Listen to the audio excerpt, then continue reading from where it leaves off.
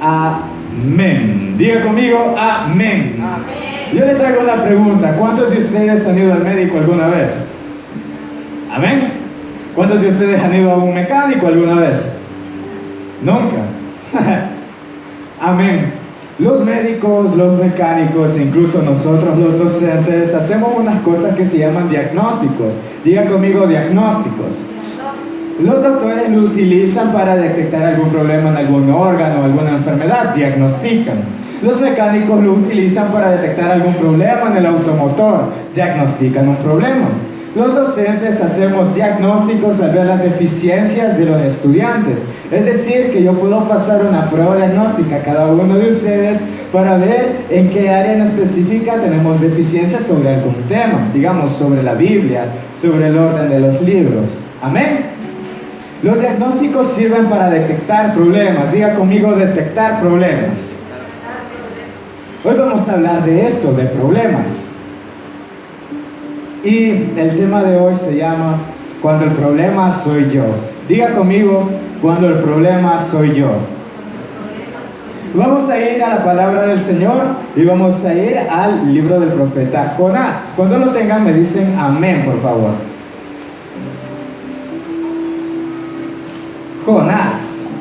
Jonás no le hizo caso a la palabra de Dios. Por eso al mar profundo la gente lo tiró. Y vino un pez muy grande y chun se lo tragó. Porque no le hizo caso a la palabra de Dios. ¿Ya lo tienen? Después de Abdías está Amós, después está Abdías y después está Jonás. ¿Ya lo tienen?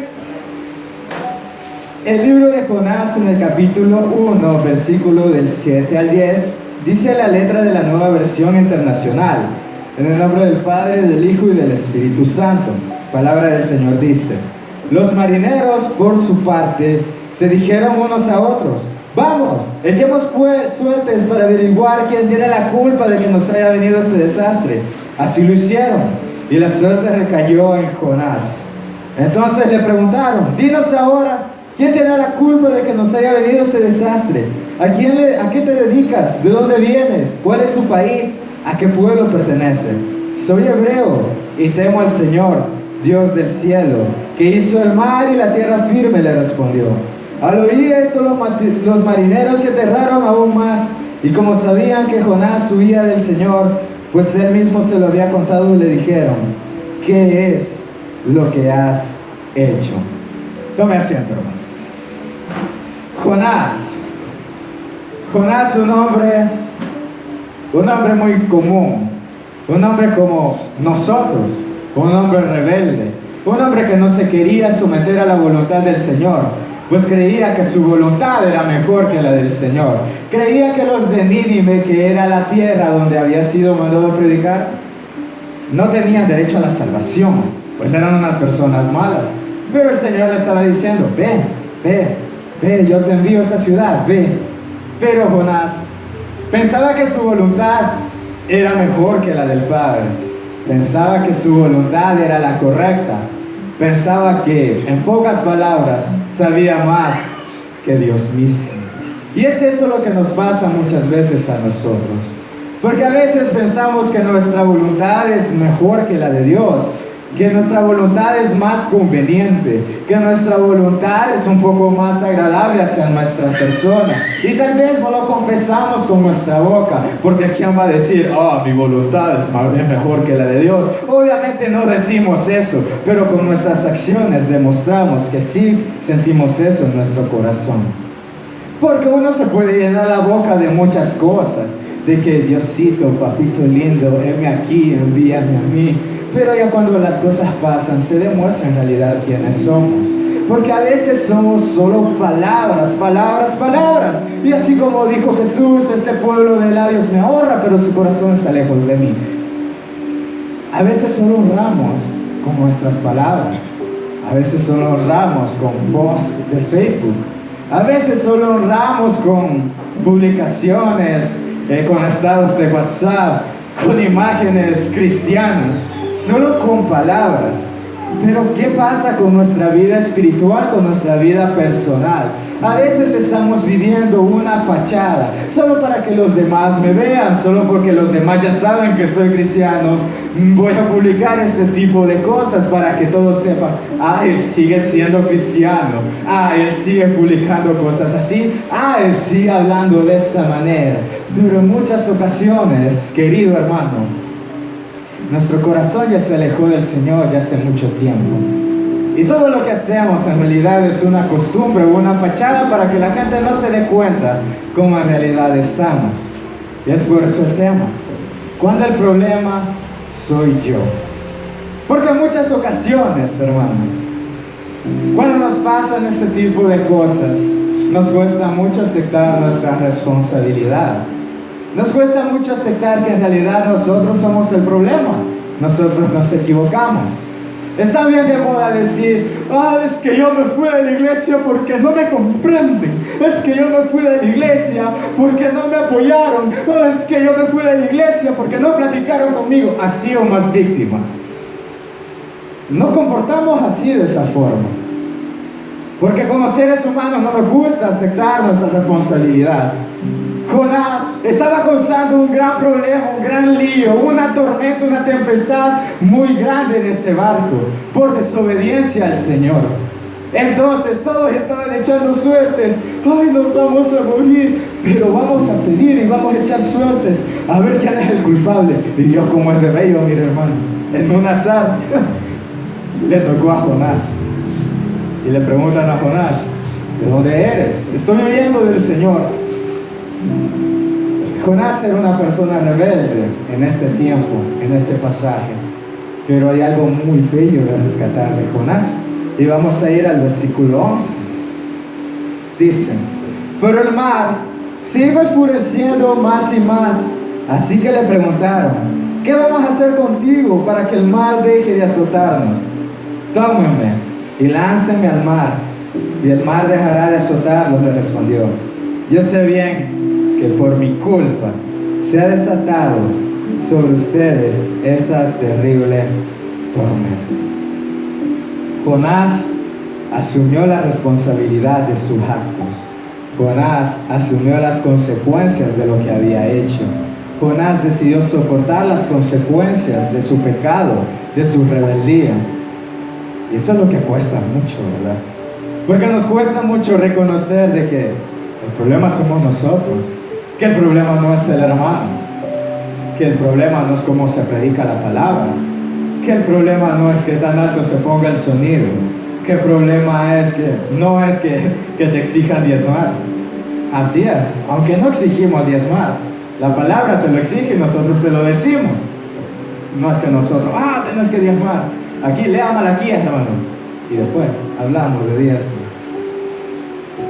A veces todo radica y buscamos culpables de todo, cuando todo radica en que en realidad no queremos someternos a la palabra del Señor y no reconocemos que nosotros somos el problema. La Biblia no es el problema, la ley del Señor no es el problema. El que predica la palabra del Señor y te predica lo que está aquí no es el problema soy yo que no lo acepto, el problema soy yo que no internalizo, el problema soy yo que rechazo la palabra del Señor. El problema no es de que sientes que te están tirando, hermano, el Espíritu Santo te está hablando, nadie te está tirando, el Espíritu Santo te está hablando, pero nuestro corazón está tan duro, nuestro corazón está tan insensible que decimos, no, es que el hermano me está tirando a mí. Hermano, falta de discernimiento. ¿Sabe por qué? Por falta del Espíritu Santo. Porque cuando rechazamos al Espíritu Santo, entonces rechazamos todo, hermano. No los dejo solo, les dejo al Consolador, que los guiará a toda la verdad, el Espíritu Santo. Pero nosotros con nuestras acciones rechazamos al Espíritu Santo. Y hablamos tanto de que las personas no creen en el Espíritu Santo, de que no creen que es una deidad, que no creen que es una persona, que piensan que solo es una energía. Y nosotros que tenemos el conocimiento de la verdad lo rechazamos. Entonces es incluso peor, porque el que sabe hacer bien y no lo hace, le es contado por pecado, dice la palabra del Señor. A veces tanto conocimiento, a veces tanta Biblia, Y a la hora de la hora no la ponemos en práctica. Es bastante costoso reconocer que el problema soy yo. Por eso el tema de hoy, por eso el título del mensaje, cuando el problema soy yo. El problema no era el barco, el problema no eran los marineros, el problema no era la tormenta, el problema era Jonás. El problema era Jonás porque no se sometía. El problema era Jonás porque no quería hacer caso a la palabra de Dios. El problema era Jonás y su rebeldía. Pero a nosotros nos cuesta reconocer que el problema soy yo. Es que todo me va mal en la vida. Nadie me comprende. ¿Qué estás haciendo mal? Porque a veces sí, en realidad son procesos. A veces son pruebas. Pero a veces son consecuencias de lo que estamos haciendo mal. El Señor trata conmigo en eso. No, mi relación con Dios es un poco, no sé, peculiar, diría yo. Porque el Señor me dice las cosas un poco pesaditas. Y me hace reconocer y me hace ver de que el problema soy yo. Que el problema no es mi entorno. Que el problema no es lo que me rodea. Simplemente el problema soy yo. Hermanos, a veces nos enojamos por miradas raras. A veces nos enojamos por alguna palabra fuera de contexto, fuera de lugar. Pero tú decides si te afecta o no. Una vez escuché de alguien decir, la gente solo hace cosas. La gente hace cosas, pero tú decides si tomas esas cosas para ti. Si tú decides que te hacen esas cosas. La gente hace cosas y tú decides si te afectan o no. Es decisión propia. Y a veces nos enojamos tanto y culpamos a los demás y que la iglesia aquí, que los hermanos de la iglesia allá, pero tú estás orando, tú estás ayunando, tú escuchas mensajes, tú adoras en tu casa. Hay gente que llega a pensar de que no es necesario congregarse. Y la palabra del Señor los confronta y les dice que sí es necesario congregarse.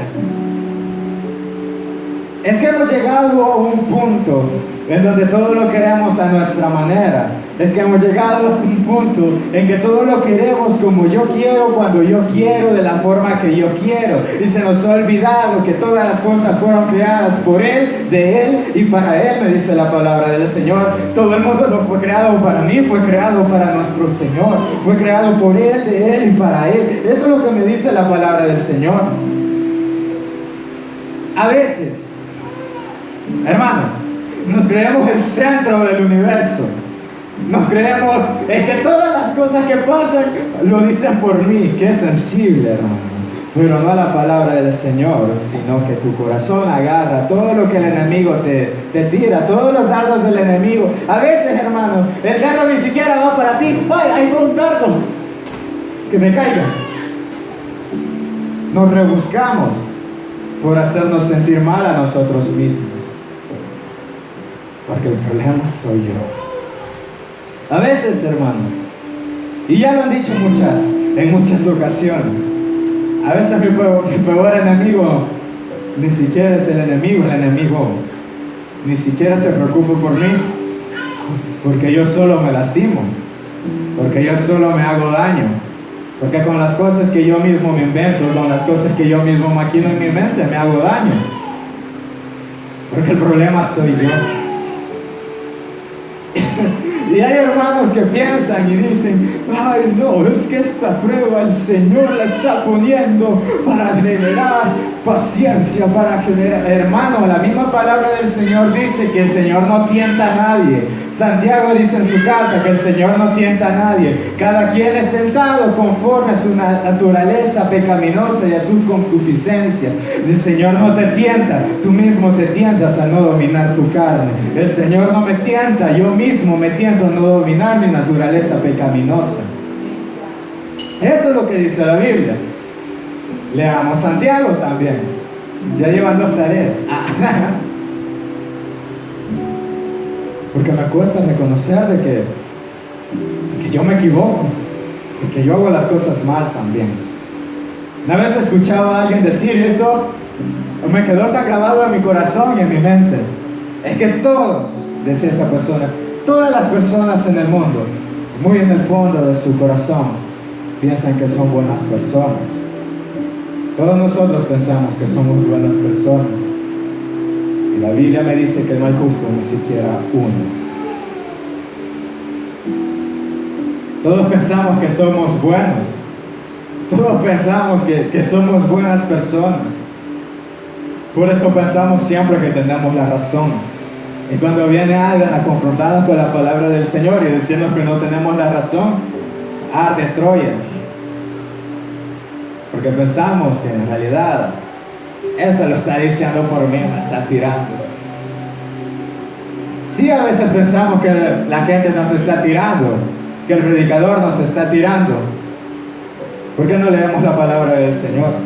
Si leyéramos la palabra del Señor, te atreverías a decir, ah, no, aquí Jesús me está tirando a mí. ¿En serio? Ah, no, aquí Moisés me está tirando a mí. Ah, no, este Pablo a mí me está tirando. Hermano, Pablo les decía, ustedes, yo les di comida blanda, les di leche, les di comida para beber, pues eran bebés espirituales. Y ahora les doy comida sólida, pero no están listos. A veces queremos mensajes de que, ay, que todo va a estar bien y que juntos lo vamos a lograr. Y todo va a estar bien, everything will be alright. Pero cuando el Señor te exhorta con su amor, entonces no nos gusta. Y pensamos de que no viene del Señor. Hermanos, Jesús vino a salvar. Jesús vino a predicar las buenas nuevas de salvación, vino a predicar gracia y amor, pero también vino a predicar consecuencias de pecado. Amén. Hay gente que piensa que Dios es amor y Jesús es amor, pero no ha leído la palabra del Señor, no ha leído la historia del rico y Lázaro. Existe un infierno, existe un lago de fuego. Jesús les llamaba hipócritas, sepulcros blanqueados. ¿Hasta cuándo voy a estar con ustedes, generación? Jesús también exhortaba. Pero ahora todo se ha convertido en que, no, es que no vamos a dar este mensaje porque el hermanito se puede enojar. Es que vamos a cuidar susceptibilidades. Hermano, usted piensa de que Jesús le importaba en realidad dañar la susceptibilidad de los fariseos. ¿Le importaba en realidad? Jesús predicaba la verdad. Si tú estás predicando lo que está en la palabra del Señor y el Señor te ha dicho, mira, quiero que prediques esto, predique, hermano, que no le importa que los demás se enojen. Si se enojan, hermano, en la misma Biblia me dice de que hay unos que se rechinan los dientes cuando escuchan la palabra del Señor. Así. Y que se rompen las vestiduras también, me habla la palabra del Señor. Ya todo me farisea. Eso es lo que me dice. La palabra del Señor es útil para exhortar. Es más cortante que cualquier espada de 2 filos. O sea, se mete hasta lo más profundo de tu corazón. Ahí es donde nuestro corazón es rebelde. Ahí es donde nuestro corazón es equivocado. Viene la palabra del Señor y se mete ahí. Poco a poco. Pero tú decides si lo dejas meterse o no, porque el Espíritu Santo es un caballero. Entonces, si nosotros endurecemos nuestro corazón, no le estamos dando la libertad al Espíritu Santo. Y si no le damos la libertad al Espíritu Santo, rechazamos lo que Jesús nos regaló, que es el Consolador.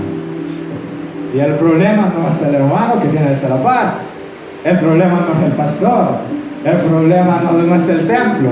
El problema no es el color de la pared. El problema no es el color del púlpito. El problema eres tú y soy yo. El problema soy yo. No es... A veces le echamos la culpa a los demás. También quería compartir con ustedes este pensamiento y decía alguien, el día que tú encuentres una iglesia perfecta, no vayas, porque la vas a echar a perder. ¿Cómo nosotros queremos una iglesia perfecta? ¿Acaso yo soy perfecto para estar en una iglesia perfecta? Por eso hay personas de que van de iglesia en iglesia, iglesia. No, es que en aquella iglesia se ponen pantalones.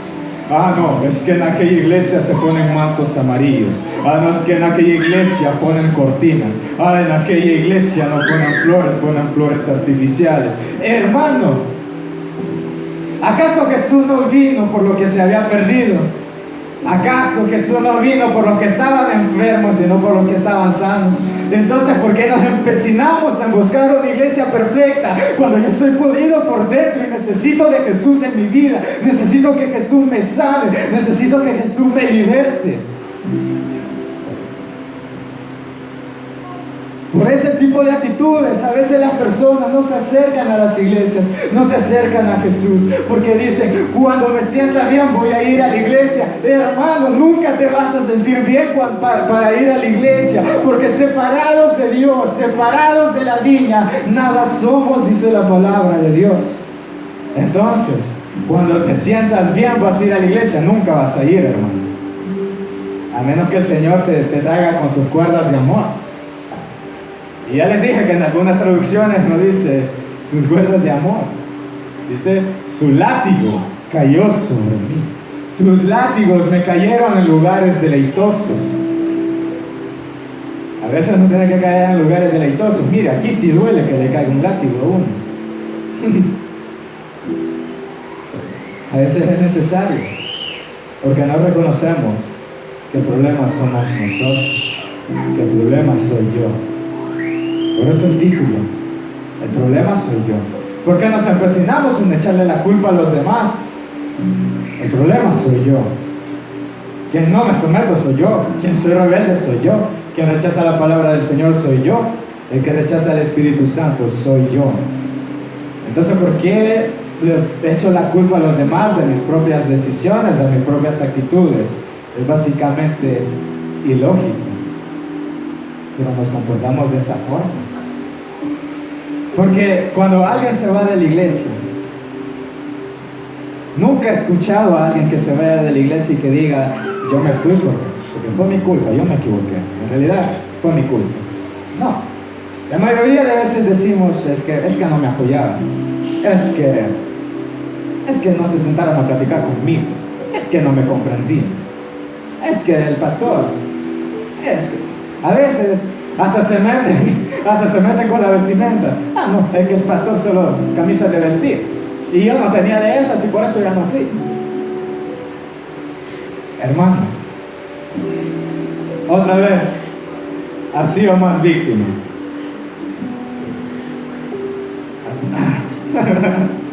Ha sido más víctima o más víctima. Nos cuesta tanto reconocer que de verdad la causa de la tempestad, la causa de la tormenta, la causa de que el barco se hunda, somos nosotros, soy yo. Jonás reconoció, Jonás era un hombre rebelde, no le hizo caso a la palabra del Señor, pero Jonás reconoció y dice, por mi culpa están aquí. Jonás no dijo, no, es que el Señor es malo y el Señor nos va a matar, porque yo no le hice caso. Pero es culpa de él por mandarme a hacer eso, no es mi culpa por no hacer caso. No es mi culpa, porque yo tengo la razón. Y así como les decía, todos en el fondo pensamos que somos buenas personas. Todos pensamos que somos buenas personas. Y la palabra del Señor me dice, y se lo voy a volver a repetir, no hay justo ni siquiera uno. Entonces cuando pienses que tengas la razón, hermano, la misma palabra del Señor me dice, aleluya, no te hagas sabio en tu propia opinión. Y le decía un montón de veces el libro de los Proverbios de Salomón. Salomón, el hombre más sabio de toda la tierra. Y que no iba a haber alguien más sabio que Salomón. Entonces, ¿cómo me atrevo a contradecir lo que dice Salomón, hermano? ¿Quién soy yo? Nadie. ¿Cómo me atrevo a contradecir lo que me dice Jesús? Yo no soy nadie. Y así como les decía, no lo contradecimos con nuestra boca, porque ¿quién va a decir, no, yo tengo la razón y Jesús no? Nadie. Pero lo rechazamos y lo contradecimos con nuestras acciones, al pensar que en realidad los demás tienen la culpa y no soy yo. Y Santiago, me encanta Santiago, donde dice, el Señor no tienta a nadie. Cada quien es tentado conforme a su concupiscencia, a su naturaleza pecaminosa. El Señor no me tienta. El Señor no me manda pruebas para hacerme caer, no me manda tentaciones. Yo soy tentado por mí mismo. El Señor le decía en el principio, en el Génesis, el pecado es como un lobo capaz de devorarte. No obstante, tú puedes dominarlo, le decía. No obstante, sin embargo, however, tú puedes dominarlo. Yo puedo dominar el pecado y la palabra del Señor me dice, pero yo me dejo dominar por el pecado. Y le echo la culpa a los demás y le echo la culpa a Dios, cuando el problema soy yo. Y vamos a ir a otro pasaje de la Biblia bastante especial para mí, y vamos a ir al libro de Esdras. Cuando ya lo tengan me dicen amén.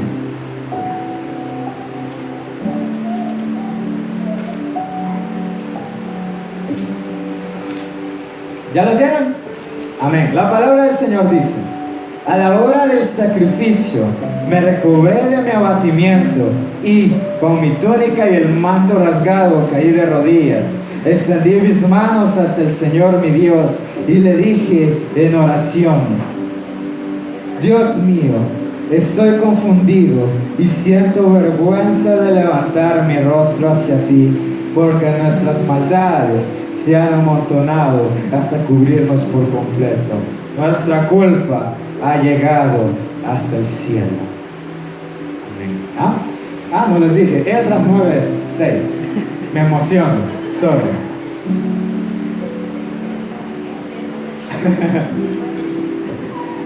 Esdras 9:5-6. Ahí lo leen en su casa. Otra tarea, ya llevan 3. La palabra del Señor me dice también, y Esdras estaba abatido, Esdras estaba avergonzado, Esdras estaba sumamente triste y tenía una pena, una culpa incomparable delante del Señor. Pues habían pasado más de 70 años en Babilonia y el remanente que había regresado a su tierra estaba cometiendo los mismos pecados que los llevaron a cautividad a Babilonia. Entonces Esdras llega, se rasga su manto, se arranca los pelos de la barba, se tira al suelo y pide perdón, y su culpa y todo ese arrepentimiento llegaba hasta el cielo. Es que, hermanos, también cuando reconocemos nuestra culpabilidad delante del Señor, cuando reconocemos nuestra responsabilidad de parte del Señor, eso va a generar quebrantamiento en nuestros corazones. Pues Dios nos hace reconocer que en realidad no hay justo ni siquiera uno, de que yo no soy buena persona, que nace la buena obra en mí es el Espíritu Santo y se va a completar hasta el día de Jesucristo. Y me lo dice la palabra del Señor. No esperemos tener una iglesia perfecta, no esperemos ser perfectos, no esperemos que la culpa la tengan los demás. Reconozcamos nuestra culpabilidad delante del Señor, nuestra responsabilidad delante del Señor, y el Señor es fiel y justo. Pero también, hermanos, la culpa genera un arma de doble filo, porque cuando te sientes culpable y tu corazón también se ablanda y dice: en realidad soy culpable, yo le fallé a Dios, la culpa no la tenían los demás, la culpa la tenía yo. Eso puede generar un arma de doble filo, porque te puede acercar al Señor, pero también te puede alejar, porque la misma culpa, el mismo arrepentimiento, la misma pena y la misma vergüenza delante del Señor pueden llegar a alejarte. Y eso se ve desde el principio, cuando Adán y Eva pecaron. Supieron que era lo bueno y lo malo, y reconocieron de que se habían equivocado y se alejaron del Señor porque sintieron vergüenza. La vergüenza y la culpa, reconocer nuestra culpa, también nos puede llevar a alejarnos del Señor, a no sentirnos dignos de estar en su presencia. Pero también hay algo, un pasaje bastante bonito, ahí mismo en Esdras, 9, 14, 15. Ahora dice: ¿cómo es posible que volvamos a quebrantar tus mandamientos contrayendo matrimonio con las mujeres de estos pueblos que tienen prácticas abominables? ¿Acaso no sería justo que te enojaras con nosotros y nos destruyeras hasta no dejar remanente ni que nadie escape? Señor, Dios de Israel, tú eres justo. Tú has permitido que hasta hoy sobrevivamos como remanente. Esta parte me encanta. Culpables como somos, estamos en tu presencia, aunque no lo merecemos. Culpable como soy, estoy en la presencia de Dios, aunque no lo merezco. Culpable de todo el pecado, me acerco a la presencia del Señor, aunque no lo merezco. Y soy limpio mediante la sangre de Jesús. Y soy limpio mediante su gracia y su amor. Y ya no hay nada que me separe del Padre, pues Jesús es el camino, la verdad y la vida. Y el velo que nos separaba del Padre se rasgó mediante el sacrificio hermoso de Jesús. Ahora Jesús, cuando yo me equivoco, sí me exhorta y me dice: varón de poca fe, hombre de poca fe, ¿por qué dudaste? ¿Hasta cuándo voy a estar contigo? Pero viene y me hace el milagro, pero viene y me sana, pero viene y me saca de las aguas y camino con Él en las aguas también. Viene y me rescata. Jesús, además de exhortarme al cambio, exhortarme al arrepentimiento, también me bendice, me calma, me llena, me salva y me calma. Me llena. Así se comporta Jesús. No hay, en realidad, hermano, cuando nosotros pecamos, en realidad no hay motivo para alejarse del Señor. ¿Te suena lo que hizo Jesús en la cruz? Así, hay un poquito, ¿te acuerdas de lo que hizo Jesús ahí? ¿Tú sabes por qué? ¿Por qué lo hizo Jesús ahí? ¿Por qué Jesús murió en la cruz? Por mis pecados. Pues el Señor sabe que mediante mis propios medios, el Señor sabe que mediante lo que yo pueda hacer o cumplir la ley, me va a ser capaz de salvarme. Por eso vino Jesús a lavarme con su sangre preciosa. Y entregó todo por amor a nosotros. Y déjame decirte que cuando le fallas, hermano, Pedro le había dicho: no te voy a dejar, hermano, lo dejó. Pedro le dijo: no, yo nunca te voy a negar. Lo negó 3 veces. No, es que yo voy a estar contigo siempre, voy a seguir en el camino. Ya a los días de que Jesús había muerto y resucitado también, se fue a pescar. Si eso no es perdón, entonces no sé qué es. Pero cuando vino el Espíritu Santo y los bautizó, se levantó Pedro a predicar la palabra del Señor y se convirtieron como 3,000. Eso es lo que hace el amor del Señor. Y es un poco difícil de comprender.